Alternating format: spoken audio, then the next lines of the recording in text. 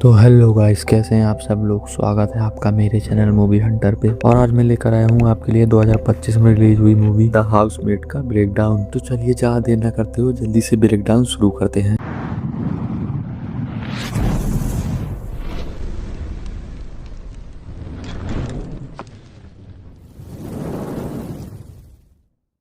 Movie के start में हम देखते हैं मिली नाम की एक लड़की को, जो कि एक बड़े से घर में हाउसमेट का काम मांगने आई है। उसकी मुलाकात होती है घर की मालकिन नीना से, जो बोलती है कि अगर काम करना है तो यहीं पर रहना होगा। नीना का हस्बैंड है और उनकी एक छोटी बेटी है। पति का नाम एंड्रयू है और बेटी का नाम है सिसी। वो उसे अपना घर दिखाती है और उसका कमरा भी दिखा देती है, लेकिन वो कमरा थोड़ा सा अजीब सा था और घर के एकदम ऊपर था। वो बताती है कि इसके अंदर कुछ भी करो, कोई भी आवाज नीचे तक नहीं सुनाई देती है। सब कुछ दिखाने और समझाने के बाद नीना कहती है कि मैं तुम्हें कॉल कर दूंगी कि कब से आना है। मिली रास्ते में जाते हुए कहती है कि क्योंकि जब इसका बैकग्राउंड चेक करेगी तो वो समझ जाएगी कि इसने सब रेज्यूमे में झूठ लिखा है। अब मिली का कोई घर नहीं है, वो कार में ही रहती है और कार में ही सोती है। नहाती वहाती कुछ ज्यादा है नहीं, बस कपड़े ही चेंज कर लेती है। मिली को उम्मीद तो नहीं थी, पर नीना का फोन आ जाता है और वो बताती है कि तुम्हें घर आना है। अब वो घर पहुंच जाती है। उसे दिखता है कि घर के गार्डन में एक एंजो नाम का लड़का काम करता है, जो कि उसे ही देख रहा था, लेकिन वो उसे इग्नोर कर देती है। मिली नीना से मिलती है और फिर अपने काम में लग जाती है। रात में एंड्रू और सिसी आते हैं। नीना उसे मिली से मिलवाती है और कहती है कि ये हमारे साथ रहेगी। सिसी ज्यादा किसी से बोलती है नहीं। अब मिली अपने रूम में जाती है तो देखती है कि दरवाजे पे काफी स्क्रैचेस लगे हैं और एक छोटी सी खिड़की है जो कभी खुलती ही नहीं है। पूरा रूम एकदम पैक था। तो मिली नीना से कहती है कि अगर खिड़की खुल पाती तो अच्छा रहता। उस कमरे का डोर भी कुछ अलग सा था, क्योंकि वो बाहर से भी लॉक हो सकता था। तो मिली नीना से उस डोर की चाबी मांगती है, लेकिन नीना इग्नोर कर देती है। नीना उसे एक फोन देती है यूज करने के लिए। अगली सुबह मिली काफी लेट उठती है, तो वो जल्दी से तैयार होकर नीचे जाती है और देखती है कि नीना काफी गुस्से में थी। उसने कुछ स्पीच लिखी थी जिसके पेपर्स नहीं मिल रहे थे, तो वो इसलिए पागल हो रही थी। वो पूरा सामान फेंक देती है और इल्जाम लगा देती है मिली पर। वो बोलती है कि तुमने पेपर्स क्यों फेंक दिए। इतने में एंड्रू आ जाता है और उसे शांत करता है,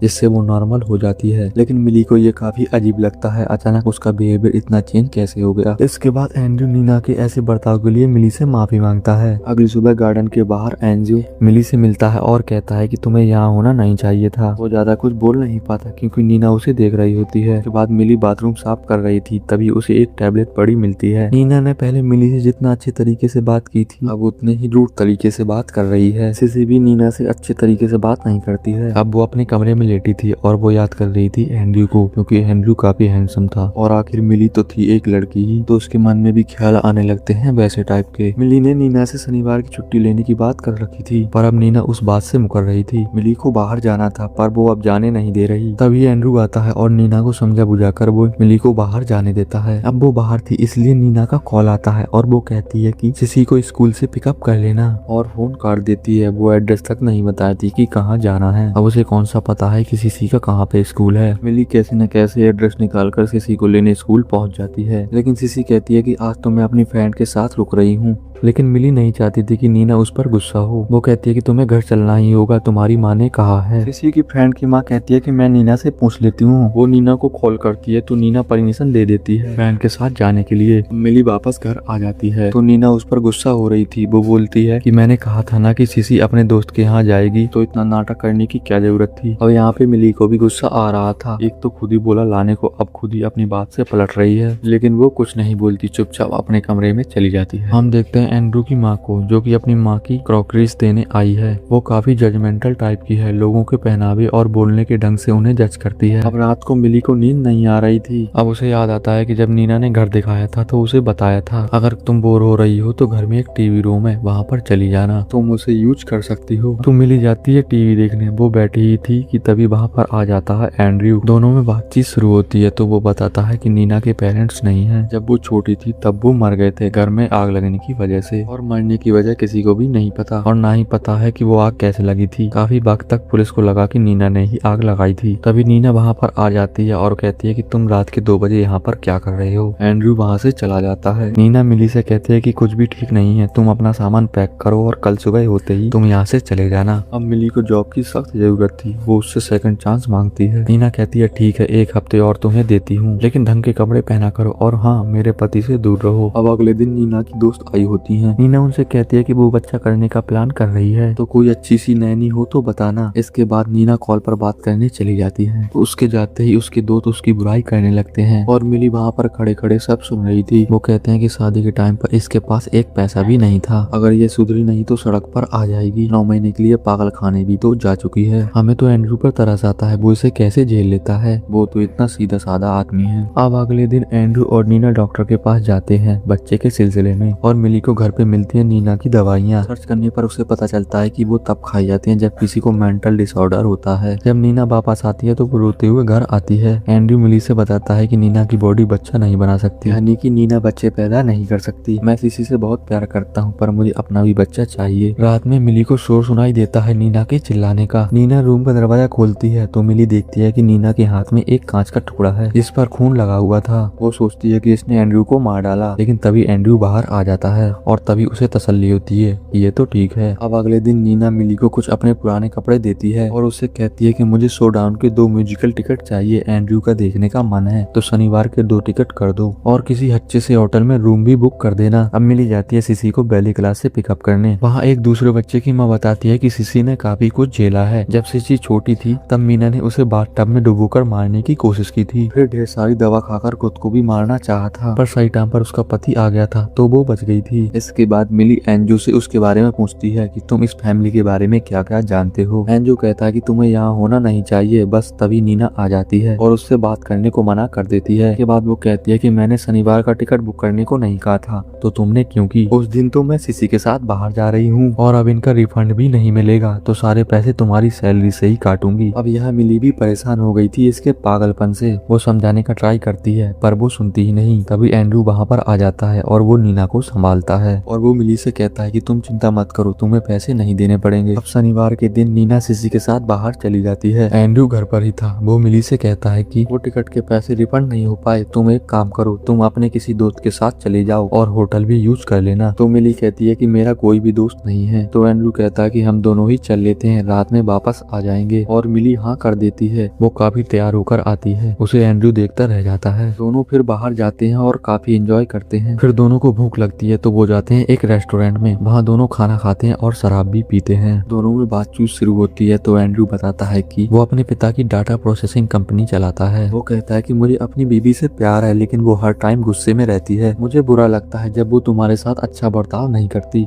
मूड लाइट करने के लिए दोनों एक दूसरे के साथ डांस भी करते हैं। दोनों ही नशे में हो गए थे तो सोचते हैं कि होटल में ही रुक जाते हैं। एक कमरा ऑलरेडी बुक था तो एक कमरा एंड्रू अपने लिए बुक कर लेता है। दोनों की नजरें मिलती हैं और दोनों अपने ऊपर कंट्रोल करके अपने अपने रूम में चले जाते हैं। अब मिली का फोन ऑफ था तो उसे वो चार्जिंग में लगाती है और जब उसे ऑन करती है तो देखती है कि नीना के बतेरे मैसेज पड़े हैं। उसमें वार्निंग दी हुई थी कि अगले 10 मिनट में रिस्पॉन्स नहीं आया तो समझो तुम्हारी नौकरी गई और उसके मैसेज को 10 मिनट से ज्यादा हो गया था। मिली काफी ज्यादा घबरा जाती है और जाकर एंड्रू को वो मैसेज दिखाती है। एंड्रू उसे समझाता है और उसे चुप कराने लगता है और फिर दोनों की नजरें मिलती हैं और यहाँ वो दोनों इंटीमेट हो जाते हैं। अब मीना के आने से पहले वो दोनों घर पहुँच जाते हैं लेकिन मीना अभी तक घर आई नहीं थी, इसलिए ये दोनों फिर से रोमांस करने लगते हैं। नीना जब बाहर आती है तो वो काफी ज्यादा खुश थी। नीना ने जो गुस्से में मैसेज किए थे वो उसके लिए उससे माफी भी मांगती है। वो कहती है कि ड्राइव बहुत लंबी थी तो चिड़चिड़ेपन में मैंने मैसेज कर दिए थे। इसके बाद सब लोग खाना खाने बैठते हैं। नीना कहती है कि तुमने जेल में ही खाना बनाना सीखा था क्या? हमारे पास आने से पहले तुम 10 साल जेल में थी। चलो सही है, तुमने नई शुरुआत तो की। और वो बोलते हैं कि जब तक तुम नई कार नहीं ले लेती तुम मेरी कार यूज कर सकती हो। मिली समझ जाती है कि ये सब उसने जानबूझकर बोला है। अब वो जाती है मार्केट सामान लेने के लिए, तभी वहाँ नीना की दोस्त मिलती है। वो उसका फोन देखकर बताते हैं कि ये तुम्हें नीना ने दिया होगा लेकिन तुम्हें नहीं लेना चाहिए था क्योंकि वो लोग उसके फोन को ट्रैक भी कर सकते हैं, तुम्हारे फोन कॉल्स और मैसेज भी दे सकते हैं। लगता है बहुत भरोसा है तुम्हें नीना पर। अब मिली समझ जाती है कि इसका मतलब है नीना को सब कुछ पता है कि वो कल रात कहाँ पर थी और क्या क्या उसने किया। मिली घर जा ही रही थी कि तभी वहाँ पुलिस आकर उसे पकड़ लेती है। वो कह रहे थे कि तुमने यह कार चोरी की है। तभी एंड्रू वहाँ पर आता है और उसे छुड़ा कर ले जाता है। मिली उसे बताती है कि नीना को सब कुछ पता है। अब एंड्रू नीना से पूछता है कि तुमने ये सब ड्रामा क्यों किया। मीना कहती है मेरे कपड़े चुराए, सामान चुराए और गाड़ी भी चुराई, फिर से ये जेल जाएगी। एंड्रू कहता है कि तुम यहाँ से चली जाओ, अब तुम यहाँ पर नहीं रह सकती। नीना मिली को एक जोरदार थप्पड़ मारकर वहाँ से चली जाती है और कार में जाकर खूब रोती होती है। अब एंड्रयू और मिली मजे से एक दूसरे के साथ रहने लगते हैं। एंड्रयू की माँ को उसके दांत बहुत पसंद थे, इसलिए एंड्रयू अपने दांत चमकाता रहता है ताकि मुस्कान की चमकान बनी रहे। अब मिली नाश्ता बना रही थी कि तभी अचानक से उसे दिख जाता है एंड्रयू, जो कि घर में घुस आया था, जिस वजह से उसके हाथ से प्लेट गिर जाती है और वो टूट जाती है। प्लेट में एंड्रयू की माँ की दी हुई चाइना क्रॉकरीज रखी हुई थी, जो कि सब टूट गई। मिली को एंड्रयू से दिक्कत हो रही थी तो एंड्रयू आकर उसे बाहर निकाल देता है। मिली को काफी अच्छा फील हो रहा था, इतने सालों बाद इतनी सारी खुशियाँ फील कर रही थी। अब वो सब है उसके पास, अमीर पति, अच्छा घर, और क्या चाहिए। अब एक दिन एंड्रयू मिली को उठाकर ले जाता है उसी ऊपर वाले रूम में, जहाँ पर वो शराब पीते हैं और फिर रोमांस भी करते हैं। अब जब मिली की अगली सुबह आँख खुलती है तो देखती है कि कमरे से काफी सामान गायब था और वहाँ पर एंड्रयू भी मौजूद नहीं था। वो दरवाजा खोलने की कोशिश करती है पर वो खुलता ही नहीं। डोर की उस तरफ एंड्रयू था और वो कहता है कि तुम अभी नहीं निकल सकती। मिली गिड़गिड़ा रही होती है और खूब चिल्लाती है पर वो दरवाजा नहीं खोलता। अब यहाँ से हमें जाना होगा थोड़े टाइम पीछे, जब एंड्रयू ने नीना को घर से बाहर निकाला था तो नीना दुखी नहीं बल्कि खुश हो रही थी। घर से निकलने के बाद वो रूम लेती है, घूमती है, फिरती है, नाचती है, गाती है और दारू पी के खूब सारा एंजॉय करती है। अब नीना द्वारा हमें उसकी कहानी पता चलती है। जब नीना 7 साल की थी तो उसके माता पिता जल के मर गए थे, लेकिन उससे नीना का कुछ भी लेना देना नहीं था। उनके मरने के बाद नीना का जीवन अनाथालय में बीता। घर वालों के छोड़ जाने का डर, भरोसे की दिक्कत, आत्मविश्वास की कमी, दुनिया भर की कमी थी नीना में। स्कॉलरशिप की वजह से वो लॉ स्कूल में पहुंची, जहाँ पर वो एक प्रोफेसर से इंटीमेट हो गई थी और सिसी इसके पेट में आ गई थी उस वक्त जब ये जिम्मेदारी उठाने के काबिल नहीं थी। इसी वजह से उसे अपनी लॉ डिग्री भी छोड़नी पड़ी थी। के बाद वो कंपनी में जॉब करने लगी। उसी कंपनी से एंड्रयू मीटिंग करने आता था तो उसकी नजर पड़ी नीना पर। दोनों एक दूसरे को पसंद आ गए तो मिलना जुलना शुरू हो गया। नीना को एंड्रयू अच्छा लगा। उस वक्त एंड्रयू ने उसे और सिसी दोनों को एक्सेप्ट करते हुए उससे शादी कर ली। एंड्रयू की पहले भी शादी हुई थी कैथी नाम की लड़की से, लेकिन उसने एंड्रयू को छोड़ दिया था। नीना की लाइफ अच्छी हो रही थी तो उसने उसके बारे में ज्यादा कुछ पूछा नहीं। एक दिन एंड्रयू नीना से कहता है कि तुम्हारी हेयर लाइन्स दिख रही हैं। नीना कहती है कि मैं टचअप करा लूंगी, पर नीना टचअप कराना भूल जाती है। एंड्रयू कहता है कि ऊपर वाले कमरे में मेरे नोट्स रखे हैं, जाओ ले आओ। नीना उस कमरे में जाती है तो वहाँ कुछ भी नहीं था। तभी एंड्रयू बाहर से डोर लॉक कर देता है। वो कहता है कि तुम्हारे बाल एक वरदान है, तुम्हें उनका ख्याल रखना चाहिए। तुम्हारी हेयर लाइन्स काफी दिख रही हैं, लोग बातें बनाएंगे, तुम्हें अच्छा दिखना चाहिए। नीना कहती है कि मैं टचअप करवा लूंगी, तुम दरवाजा खोल दो। अब एंड्रयू दरवाजे के नीचे से एक लिफाफा सरकाता है और कहता है कि तुम अपने सर के 100 बाल खींचकर इसमें डाल दो और फिर उन्हें लिफाफे में डालकर नीचे सरका देना। इसके बाद तुम्हारी आजादी के बारे में सोचूंगा। नीना को यह सब मजाक लग रहा था पर उसे धीरे धीरे एहसास हो जाता है कि वो गलत इंसान के साथ फंस चुकी है। उसके पास एंड्रयू की बात मानने के अलावा कोई भी ऑप्शन नहीं था। अब सिसी भी एंड्रयू के पास थी, इसलिए उसे बचाना ही था। अब नीना अपने बाल उखाड़कर लिफाफे में डाल देती है। अब एंड्रयू देखता है कि एक बाल जड़ से नहीं उखड़ा तो वो कहता है कि तुम्हें ये फिर से करना होगा। नीना चीखती और चिल्लाती रहती है पर एंड्रयू को कोई फर्क नहीं पड़ता। अब नीना फिर से अपने बाल उखाड़ती है और उसे देती है। अब वो दरवाजा खोल देता है और वो पानी पीने को देता है। नीना पानी पीकर दौड़कर जाती है सिसी के पास। एंड्रयू ने पानी में कुछ मिलाया था, इस वजह से वो बेहोश हो जाती है। नीना को जब होश आता है तो वो देखती है वहाँ पर कोई भी नहीं था। तभी वो देखती है कि सिसी बाथटब में पड़ी हुई थी बेहोश। तभी वहाँ पुलिस आ जाती है और नीना को पकड़ लेती है क्योंकि उन्हें लगता है कि उसने अपनी बच्ची को मारने की कोशिश की, जबकि ये सारा प्लान एंड्रयू का था, नीना को पागल दिखाने के लिए। नीना की ऐसी इमेज बना दी सबके सामने की अगर वो एंड्रयू की सच्चाई किसी को बताई भी तो कोई भी उस पर यकीन नहीं करेगा, कोई भी मानने को तैयार नहीं होगा कि इतना अमीर और हैंडसम लड़का इतना बड़ा दरिंदा हो सकता है। कई दिन मीना ने साई को वॉल्ट में गुजारे। जब लौट कर आई तो एंड्रयू के हिसाब से रहने लगी क्योंकि और कोई ऑप्शन उसके पास था नहीं। उसे एंड्रयू ने गुलाम बना लिया था। नीना वो सब कर रही थी जो एंड्रयू चाहता था, लेकिन वो उसके बच्चे की माँ नहीं बनना चाहती थी, इसलिए उसने चुपके से नसबंदी करवा ली थी। जिस डॉक्टर से उसने नसबंदी करवाई उसी डॉक्टर को ब्लैकमेल करके उसने झूठ बुलवाया कि उसे बच्चा नहीं हो सकता। अब नीना को कमरे में बंद करने का उसे बहाना चाहिए होता था। कभी लाइट जलती छोड़ दी, टेबल पर कुछ गिरा दिया। ये छोटी छोटी बातों से एंड्रयू उसे कमरे में बंद कर देता था। मीना जब भी बगावत करने का सोचती एंड्रयू उसे भिजवा देता था पागल खाने। सब एंड्रयू को ही बेचारा समझते थे कि वो ऐसी पागल बीवी को संभाल रहा है, जबकि सच्चाई किसी को पता नहीं थी। अब एंड्रयू को उसकी सारी सच्चाई पता थी। उसने नीना की मदद की फेक पासपोर्ट बनवा के सिसी और नीना को यहाँ से भगाने की, लेकिन पासपोर्ट एंड्रयू के हाथ लग गए। अब नीना अगर भागने की कोशिश करती तो एंड्रयू उसे घर ले आता और सब उसे ही हीरो मानते। नीना चाहती तो वो मर जाती, लेकिन फिर सिसी का क्या होता, उसके लिए वो सब सहती रही। नीना ने कुछ नोटिस किया कि एंड्रयू की एक कमजोरी है, उसे खुद की तारीफ सुनना पसंद है और वो भी लड़कियों से। लड़कियां उसकी कमजोरी हैं। नीना ने फिर प्लान बनाना शुरू किया। और यहाँ मैं एक बात का और खुलासा कर दूं, जो एंड्रयू है उसे एंड्रयू की सच्चाई इसलिए पता है क्योंकि उसकी पहली बीवी जो थी वो एंड्रयू की बहन ही थी और उसने एंड्रयू की बहन के साथ भी वही किया जो नीना के साथ कर रहा है, इसलिए वो नीना की मदद करना चाहता था यहाँ से निकलने में। नीना एंड्रयू से कहते कि अब एंड्रयू मुझे खुद छोड़ेगा। नीना ने अपना रिप्लेसमेंट ढूंढना शुरू किया। तब उसकी नजर पड़ी मिली पर। मिली ने किसी का खून किया था, इसके लिए उसे जेल हुई थी 15 साल की, जिसमें से 10 साल बीत गए और अब ये पैरोल पर बाहर थी। माँ बाप से कोई रिश्ता नहीं और कोई दोस्त भी नहीं, बिल्कुल अकेली थी और दिखने में भी खूबसूरत थी। वो एकदम शोर हो जाते कि ऐसी लड़कियां उसे पसंद आती हैं। नीना ने मिली को ही चुना क्योंकि वो जानती थी कि जिसे कभी कुछ नहीं मिला उसे सब कुछ मिलेगा तो वो छोड़कर नहीं जाएगी। उसे मिली पर भरोसा भी था कि वो एंड्रयू को झेल सकती है और इसलिए नीना ने मिली को काम पर रख लिया। अब आ जाते हैं प्रेजेंट में। एंड्रयू मिली से कह रहा था कि वो चाइना क्रॉकरीज मेरे लिए बहुत कीमती थी। मेरी दादी लंदन से अपने साथ लेकर आई थी और उन्होंने इसी पर खाना परोसा और कभी एक खरोंच भी नहीं आई। तुमने इसे गिराकर तोड़ दिया। खानदानी विरासत एक वरदान होती है, उसे ऐसे वेस्ट नहीं करना चाहिए। वो कहता है मैं तुम्हें जाने दूंगा, उससे पहले तुम्हें कुछ करना होगा। वो बताता है कि मैं तुम्हें एक प्लेट का टुकड़ा दे रहा हूँ, उससे अपने पेट पर 21 लकीरें काटो, हर उस टुकड़े के लिए जो तुमने तोड़े, क्योंकि क्रॉकरीज 21 टुकड़ों में टूटी थी। जब ये कर लोगी तब मैं तुम्हारी आजादी के बारे में सोचूंगा और सही से करना, नहीं किया तो फिर से करना होगा। मिली को सब कुछ समझ आ गया था कि नीना पहले दिन से ही उसके बारे में सब कुछ जानती है। अब यहाँ मिली के बारे में कुछ जान लेते हैं। अब यहाँ फिर से चलना पड़ेगा पास्ट में। मिली जिस लड़की के लिए जेल में गई थी वो भी एंड्रयू के ही जैसा था, बेहद अमीर, हैंडसम, सबका चहेता, लेकिन मन में एक दरिंदगी थी। एक दिन मिली ने देखा कि वो लड़का उसकी रूममेट के साथ जबरदस्ती कर रहा है। मिली ने लड़की को बचाने के लिए लड़के के सर पर वार किया। वार इतना तेज था कि वो लड़का वहीं पर मर गया। मिली ने उस लड़की को बचाया लेकिन लड़की ने सब कुछ नकार दिया। सबने उसे ही दोषी ठहराया, किसी ने उस पर विश्वास नहीं किया, उसके माँ बाप ने भी नहीं, और उसे जेल हो गई। 10 साल बाद वो पैरोल पर बाहर आई और एक बार में नौकरी करने लगी। लेकिन उसकी नजर पड़ी कि एक बुढ़ा किसी लड़की को छेड़ रहा है। उसने उसके सर पर भी वार कर दिया कि उससे ऐसे लोग देखे नहीं जाते। तो ये था इसका पास्ट। अब आ जाते हैं प्रेजेंट में। मिली सोच रही थी कि ऐसा हुआ कि नीना यहाँ से भाग गई, लेकिन उसकी जगह अब मैं यहाँ पर बंद हूँ। यहाँ मिली को कमरे में एक छोटी सी चाकू मिल गई। मिली एंड्रयू की बात मानकर अपने पेट पर कट लगा लेती है। यहाँ सिसी नीना के साथ थी और वो कहती है कि हमें मिली को भी साथ लाना चाहिए था। नीना कहती है कि वो अपना ख्याल खुद रख सकती है। यहाँ इतने सारे कट्स की वजह से मिली बेड पर बेहोश पड़ी हुई थी। कभी एंड्रयू वहाँ आता है उसे देखने। वो कहता है कि सच में मैं तुम्हारे साथ रहना चाहता हूँ, पर तुम्हें याद रखना होगा कि तुम्हें अपने कर्मों का फल जरूर मिलेगा। लेकिन मिली बेहोश नहीं थी। मिली मौका देखकर चाकू उसके गले में घुसा देती है। वो उसका फोन लेकर बाहर निकल जाती है और उसे ही कमरे में बंद कर देती है। अब यहाँ शिकारी खुद शिकार बन गया। वो पहले नीचे जाती है और पेट भर कर खाना खाती है। फिर वो घर में रखी सभी चाइना क्रॉकरीज लेकर आती है ऊपर, और साथ में एक माचिस और पेट्रोल भी लाई थी। अब यहाँ एंड्रयू गिड़गिड़ा रहा था कि मुझे बाहर आने दो, पर मिली को भी उसकी तरह कोई भी फर्क नहीं पड़ता। मिली कहती है मैं तुम्हें बाहर आने दूंगी, पर मेरा काम करो। तुम्हें अपनी स्माइल बहुत पसंद है ना, लोग मरते हैं उस पर, तो अब इस पकड़ से अपने सामने का दांत उखाड़ो। लेकिन एंड्रयू ये करने से मना कर देता है। एंड्रयू को अपने दादी की दी हुई क्रॉकरीज बहुत प्यारी थी, तो मिली एक एक करके उसे तोड़ने लगती है। फिर कमरे के अंदर पेट्रोल डालकर आग लगाने जा रही थी। तभी एंड्रयू उसकी बात मान जाता है। उसने कमरे के अंदर हिडन कैमरा लगा रखा था डायरेक्ट अपने फोन पर देखने के लिए, लेकिन अब मिली देख रही थी फोन पे उसको दांत उखाड़ते हुए। उसे लग रहा था कि वो दांत उखाड़ देगा तो वो बाहर आने देगी, मगर वो भी उसे उसी हालत में छोड़कर नीचे चली जाती है जैसे वो चला जाता था। अब यहाँ नीना को फील होता है कि उसने मिली को ही बेकार में फंसा दिया, तो वो उसको छुड़ाने के लिए आती है। वो चुपके से घर में घुसती है और सीधा उस रूम की तरफ जाती है, यह सोचकर कि एंड्रयू ने उसे वहीं पर रखा होगा। यहाँ मिली को पता चल जाता है कि कोई अंदर घुसा है। इससे पहले कि वो नीना को दरवाजा खोलने से रोक पाती, नीना दरवाजा खोल देती है और एंड्रयू बाहर आ जाता है। बाहर आते ही सबसे पहले वो नीना पर हमला करता है। मिली उस पर हमला करती है तो वो उसके पीछे दौड़ता है उसे मारने के लिए, लेकिन मिली छुप जाती है। यहाँ एंड्रयू नीना को फिर से मैनिपुलेट करने लगता है कि तुम मेरे पास वापस आ जाओ, तुम बाहर की दुनिया में कुछ भी नहीं कर पाओगी। एक फोन कॉल करूंगा और मिली फिर से जेल में सड़ रही होगी और तुम साइको वार्ड में। नीना कहती है कि तुम्हारे पास जो भी है वो सब झूठ है, तुम्हारा करियर अपना नहीं है, तुम्हारे बाप का दिया हुआ है, तुम्हारा बच्चा भी तुम्हारा नहीं है, हमारी बीवी तुमसे सख्त नफरत करती थी और इन सब सालों में मैं तो तुम्हारी उस चुड़ैल माँ का थोड़ा सा प्यार पाने के लिए एक घटिया जोकर की तरह उछलती कूदती आ रही हूँ। और मैं सच कहूँ तो मुझे तुम पर तरस आने लगा है, तुम्हारे साथ रहने से बेहतर है मैं मरना पसंद करूंगी। अब यहाँ एंड्रयू उसको मारने के लिए आगे बढ़ता है, लेकिन तभी पीछे से आकर मिली उसे छीड़ियों से धक्का मार देती है और उसकी मौके पर ही मौत हो जाती है। नीना एक बल्ब उतारकर नीचे फेंक देती है और कहती है पुलिस को ये बताऊंगी कि बल्ब चेंज कर रहा था और फिसल कर गिर गया। वो कहती है कि तुम जाओ और कभी वापस मत आना। मिली कहती है कि तुमने नहीं मारा है नीना, मारा तो मैंने है। नीना कहती है कि तुम ऑलरेडी सजा काट चुकी हो, तुम जाओ। मिली उसका दांत उसकी लाश के पास ही रख देती है और पुलिस आती है तो एक लेडी ऑफिसर आती है नीना से पूछताछ करने। गले के पास जख्म और टूटा हुआ दांत देखकर लेडी ऑफिसर को समझ आ गया था कि वो खुद से नहीं मरा बल्कि मारा गया है। ऑफिसर कहती है कि मैं तुम्हारे पति को जानती थी, उसने मेरी बहन से सगाई की थी, इसका नाम कहती था। 8 साल पहले वो आधी रात को घर आई थी, तब से वो सदमे में ही है। यानी ऑफिसर जानती थी कि एंड्रयू कैसा इंसान था, उसे मारा गया है। यह जानते हुए भी ऑफिसर सच को छुपाना ही बेहतर समझती है, क्योंकि नीना ने जो किया वो सही किया, वो यही डिजर्व करता है। अब यहाँ सब इकट्ठा होते हैं एंड्रयू के फ्यूनरल पर। सब लोग यही मान रहे थे कि बेचारे सीधे साधे इंसान के साथ बुरा हुआ। उसकी सच्चाई बाहर नहीं आने पाई और अब अगर आएगी तो नीना और मिली को दिक्कत हो सकती है। एंड्रू की माँ कहती है कि उसका दांत गायब था। अगर तुम अपने दांतों का ख्याल नहीं रखते तो उन्हें रखने का हक खो देते हो, क्योंकि दांत वरदान होते हैं। इससे समझ आता है कि एंड्रू ने अपनी माँ से ही सब उल्टी सीधी बातें सीखी थी। मिली पैरोल पर बाहर थी